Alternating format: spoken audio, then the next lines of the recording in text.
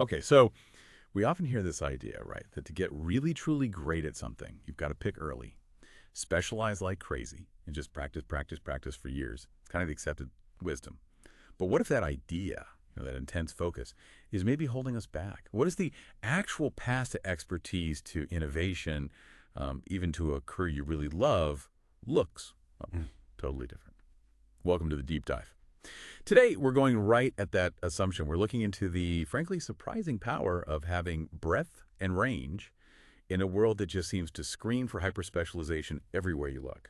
We've got a whole pile of articles, research, notes here, including some really incredible stuff from David Epstein's book, Range. So our mission today, pretty simple, really. We want to cut through all the noise and give you the key insights, the nuggets about why maybe being a jack of all trades isn't a weakness. Maybe it's actually your superpower. Think of this as your shortcut to getting informed on a perspective that might just change how you think about success. Okay, let's dive in. So right off the bat, let's challenge some common beliefs. You'd think, wouldn't you, that an elite athlete, someone right at the peak, must have been just laser focused on that sport from day one. But the research, it actually shows something else. Eventual elite athletes, they often spend less time early on doing deliberate practice in what becomes their main sport. Instead, they have what's called the sampling period. They try out a bunch of different sports, Right. which helps them build, a wider range of physical skills Mm. and maybe more importantly, figure out what they're good at and what they actually like doing. It lets them learn about themselves. Exactly. I mean, think about Duke Ellington. Yeah. Yummy. Musical genius, right? But as a kid, he apparently dodged music lessons to focus on drawing and baseball. It's the complete opposite of the narrative we usually hear. Totally. And this isn't just in sports or the arts. You look at the startup world. We think of young founders with this single-minded vision, yeah. Mm-hmm. But actually, among the fastest growing companies, the average founder was 45 when the company launched. 45. Wow. Yeah. And get this. A tech founder who's 50 is nearly twice as likely to launch a blockbuster company as a 30-year-old. That's incredible. Yeah. It just completely challenges that whole early start idea we're fed about success. It really does. So the big idea here seems to be that mastery often comes from, well, delaying specialization, not rushing into it head first. Makes you wonder if our usual way of developing talent is maybe missing something important. Definitely makes you think. So speaking of surprising stuff, let's talk about learning itself. How does this idea of breadth play into how we actually learn effectively? We tend to think faster is better, or just repeating something over and over is the way. Right. But what's really fascinating is that the best learning, the Yeah. kind that sticks, is often done slowly. You need time to really accumulate lasting knowledge and the most effective learning. It often looks inefficient. It can feel like you're actually falling behind. It feels wrong, doesn't it? Yeah. Like you're doing it badly. Exactly. But there's this great phrase from psychologist Robert Bjork back in '94, desirable difficulty. Desirable difficulty. Okay. The idea is simple repetition might feel good, feel productive, but it's the struggle, the wrestling with the material that truly makes it stick. And spacing is key. Leaving time between practice sessions, even deliberately not practicing for a bit between focus sessions, that spacing, that difficulty is what enhances learning. So it's the effort, the cognitive load, that makes the difference, not just mindless repetition, which leads to this other concept you mentioned, interleaving. How does that fit in? Yeah, interleaving. So instead of just drilling one type of problem again and again, like block practice interleaving means you mix things up, varied practice. Okay. And this works for physical skills, mental skills, you name it. It improves your inductive reasoning, seeing the underlying patterns, and crucially, helps you learn to match the right strategy to the right kind of problem. So like doing different types of serves in tennis practice, not just forehands, or mixing algebra and geometry problems. Exactly like that. You're building a more flexible toolkit, mentally and physically. You learn to discriminate between types of problems or situations. Wow. So mixing it up, even though it feels harder initially, actually makes us smarter and more adaptable in the long run. That's the idea. Learning deeply means learning slowly, embracing that struggle. It builds robust understanding, not just brittle recall. Okay, so breadth helps in development, it helps in learning. What about creativity? And tackling really complex problems, it feels like connecting diverse experiences must be key there too. Absolutely. It's quite telling, scientists who get into the highest national academies, they're much more likely to have serious hobbies or interests, avocations outside their main work. So they're not just living in the lab 24/7. Right. They essentially keep one foot outside their world. Creative people tend to have broader interests, and they get really good at applying ideas from one area to another. This helps them avoid something called cognitive entrenchment. Which is like getting stuck in a rut, Yeah. thinking-wise. Yeah, exactly. Your brain finds a familiar path and just keeps going down it, making it hard to see other possibilities. Range helps you jump out of that groove. The classic example everyone uses is Steve Jobs, right? And the calligraphy class. That's a perfect example. He talked about how taking that one calligraphy class totally influenced his sense of design, the fonts, the look and feel of Apple products. You wouldn't think calligraphy connects to computers, but for him, It was fundamental, and you see similar patterns in music all the time. Take someone like Yo-Yo Ma, world-renowned cellist. He didn't start on cello. He tried violin first, didn't like it, moved to piano, didn't like that either. Then he landed on cello. That sampling was part of his journey. which is pretty different from the traditional classical music path, often starting super young, Mm-hmm. very narrow focus. Very different. Whereas in jazz, folk, pop music, you often find players didn't follow that strict technical path. Many start later, are self-taught, experiment more. Right, like Prince playing, what, like dozens of instruments on his first album, mostly self-taught. Or think about Les Paul. Les Paul, amazing example. Guitar legend, inventor. The only person in both the Rock and Roll Hall of Fame and the National Inventors Hall of Fame. Self-taught musician, relentless tinkerer. Wow. And improv masters, they often learn like babies do, right? They just dive in, imitate, mess around, improvise first, so the formal rules might come later. Self-taught musicians experiment more, finding their own solutions. There's that great quote from Jack Shikini, the guitarist. Yeah. He played both jazz and classical. He said something like, it's easier for a jazz musician to learn classical than for a classical player to learn jazz. The jazz musician is a creative artist. The classical musician is a recreative artist. Yeah, it nails it. It really does. So summarizing that bit, the most common route to excellence, especially in creative domains, often starts with this sampling period. Maybe some lessons, but lots of breadth, different activities. And only later comes the narrowing focus, the intense structure, and that huge volume of practice. Okay, here's where it gets really interesting, I think. Moving into problem solving. Because modern life, it's not just about knowing stuff. It's about using what you know in new ways, right? Knowledge transfer, being cognitively flexible. Exactly. Applying knowledge across different situations, different domains. And it requires what they call analogical thinking. Right. Taking something new and making it feel familiar by comparing it to something you already know, or taking something familiar and seeing it in a totally new light. It's how we reason through problems we've never encountered. Understanding things we can't even see directly. And in what some call a wicked world, environments where the rules aren't fixed, they change. Patterns don't just repeat neatly like in chess or golf. Like business strategy or policy making. Exactly. In those worlds, just falling back on past experience doesn't work. It can even be dangerous. Most people stay inside the problem, focusing on its specific details. But the real breakthroughs often come from taking an outside view. How does that work? It means actively looking for deep structural similarities between the current problem and problems in completely different domains. It requires a mindset shift from narrow focus to broad scanning. Looking for analogies. Yes. And the research suggests the more distant the analogy, the more different the source domain, the better it often is for generating really novel creative ideas. Successful problem solvers figure out the deep structure of a problem first before trying to match a strategy to it. Like John Dewey said, a problem well put is half solved. Framing is everything. Okay, but if breadth and trying different things is so good, what about quitting? We're always told winners never quit. But this perspective seems to suggest maybe they do. This idea of switchers or winners feels wrong somehow. Well, it's about how you frame quitting, isn't it? Yeah. Think about that Winston Churchill quote, everyone knows never give in, but the full quote is never give in, never, never, never, never, except to convictions of honor and good sense. That last part changes everything. Okay. So giving in for the right reasons. Precisely. And people like Seth Godin argue that winners actually quit fast and often when they see a plan isn't working or it's not the best fit, they cut their losses. He says, we fail when we stick with tasks, we don't have the guts to quit. So it's about being smart enough to tell the difference. Is this a moment for perseverance? Or is it time to recognize that maybe there's a better match quality elsewhere? Finding that good fit, that's often the real challenge, more than just sticking it out. So strategic quitting is actually a skill. It's about finding the right place for your effort. Exactly.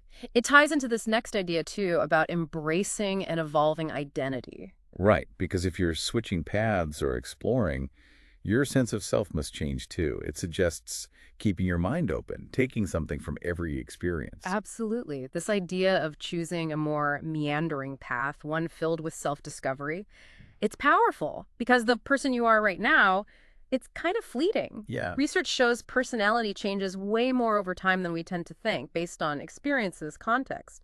Alice in Wonderland had it right, didn't she? It's no use going back to yesterday because I was a different person then. Uh, I love that. We really only learn who we are by living, by trying things, building different networks, finding new role models. It's like Paul Graham from Y Combinator says, instead of working back from a goal, work forward from promising situations. Try stuff and see what happens, Oh, basically. pretty much. That's how you discover your talents and passions. Okay, so range is great for learning, creativity, finding your path. But we should also talk about the downsides of the opposite, right? The risks of too much specialization, especially in complex systems. Oh, definitely. There are real dangers. A huge tragic example is the 2008 financial crisis. How does specialization play into that?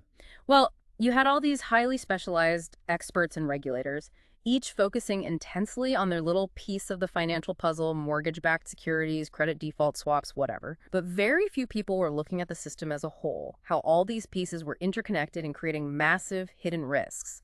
The specialization, in a way, blinded them to the big picture. So everyone was drilling down, but no one was looking up. You could put it that way. Specialist teams can get so bogged down in the weeds they lose sight of practical, overall solutions. And often, the big breakthroughs, the big innovations, come from an outsider, someone who isn't steeped in the standard ways of thinking about the problem. They bring that lateral thinking. Exactly, reimagining the information in a new context. Charles Darwin is a great example again. Right, you mentioned him before. He integrated information from others. Yeah, his genius wasn't necessarily in collecting all the raw data himself, but in synthesizing observations from geology, farming, biology, economics even, into this grand unifying theory. He was an integrator. So it's like being T-shaped, having some depth, but also that broad crossbar of knowledge. That's a great way to put it. An I-shaped person only goes deep. A T-shaped person has both. Or, using Philip Tetlock's terms, you have hedgehogs who know one big thing deeply, and foxes who know many things and integrate them. And in today's world, with so much uncertainty, Breadth becomes more and more valuable. The ability to connect the dots across different fields is crucial when the landscape keeps shifting. what's fascinating here is how this connects to artificial intelligence. You'd think AI, being able to process so much data, would be the ultimate specialist. Well, yes and no. It leads to something called Moravec's paradox. Okay. It's the observation that machines and humans often have opposite strengths and weaknesses. AI is amazing at things humans find hard, like complex calculations or remembering vast amounts of data. But it struggles with things humans find easy, like common sense reasoning or adapting to novel situations. So AI is good at narrow tasks. Extremely good. Look at Google's AlphaZero teaching itself chess and Go. Go has an astronomical number of possible positions, far more than chess. AI mastered it. Right. But then you look at a game like StarCraft. It's complex, real-time, requires strategic adaptation, bluffing, handling incomplete information. Top human players still consistently beat the best AI. Because it's less structured, more wicked. Exactly. AI systems are often like savants. They thrive in stable, narrow, rule-based worlds. It's interesting, about half of human savants are autistic. Many others have some form of disability limiting broader function. The more a task moves into an open world requiring big picture strategy, judgment, integration, the more humans have the edge. Our greatest strength is the opposite of narrow AI. It's the ability to integrate broadly. In truly open-ended problems with no perfect data, AI has often been, frankly, disastrous. So we need both, the deep divers and the broad scanners. That's what the physicist Freeman Dyson argued. He talked about frogs and birds. Frogs and birds. Yeah, frogs live down in the mud, seeing the details, solving specific problems one at a time. Birds fly high above, surveying the whole landscape, seeing connections between different ponds, integrating the big picture. And we need both to understand the world. Absolutely. We need the specialists, the frogs. But we also desperately need the integrators, the birds. And studies of modern innovators back this up. Abby Griffin at the University of Utah studied serial innovators, people who repeatedly create successful new things. What did she find? They have a high tolerance for ambiguity. They're systems thinkers. They often have technical knowledge from areas outside their main field. They connect disparate info, synthesize from many sources, read broadly.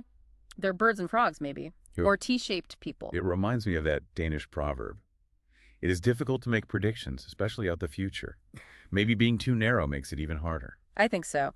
Being too much of an insider can really limit your perspective. The best forecasters, people who are actually good at predicting future events, they tend to be incredibly curious about everything. Actively open-minded. Yes, that's Jonathan Barron's term. They treat their own ideas like hypotheses to be tested, not treasures to be guarded.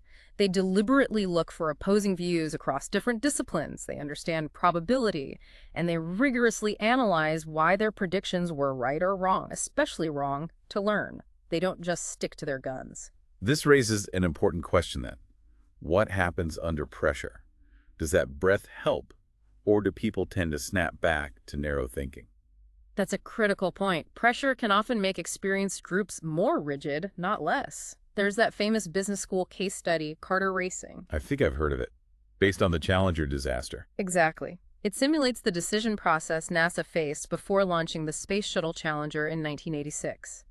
And consistently, teams doing the case study fail to ask for crucial missing data specifically, data about flights where there weren't problems. They focus only on the data they're given, which shows problems at low temperatures. So they miss the bigger picture because the key data isn't right in front of them. Right.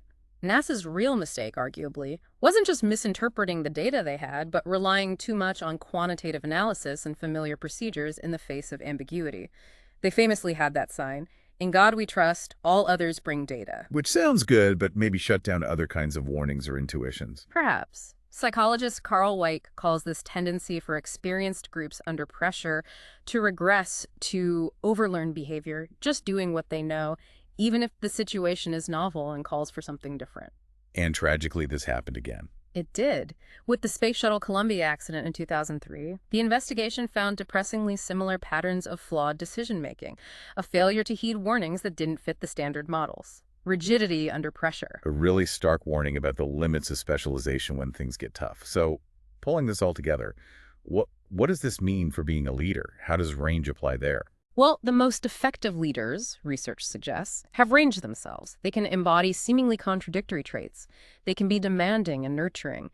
They can be focused on order and encourage entrepreneurial thinking. Maybe even hierarchical and individualistic, depending on the situation. They're adaptable, ambidextrous thinkers. Exactly. Their range allows them to foster flexible thinking in their teams.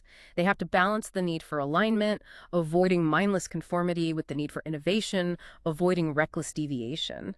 It's a constant balancing act that requires broad perspective. So, after all this, what does it all mean for you, listening right now, for your career, how you learn, how you approach life? We've covered a lot of ground, haven't we?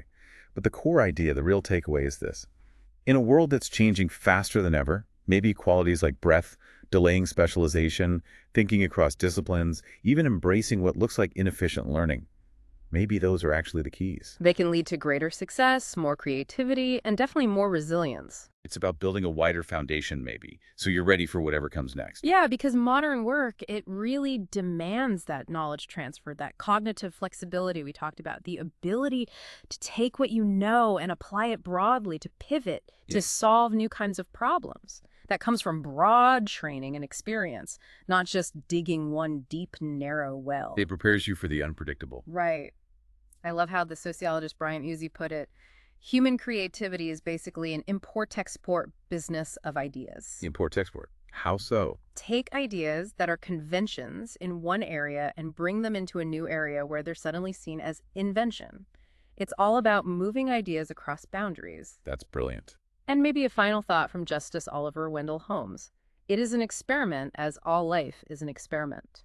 So maybe the invitation here is to think about how you can intentionally keep some range, maybe even some inefficiency in your own life. How can you be a bit more fox, exploring and connecting, not just a hedgehog, digging deeper? It's a really fascinating idea and definitely one worth continuing your own exploration into.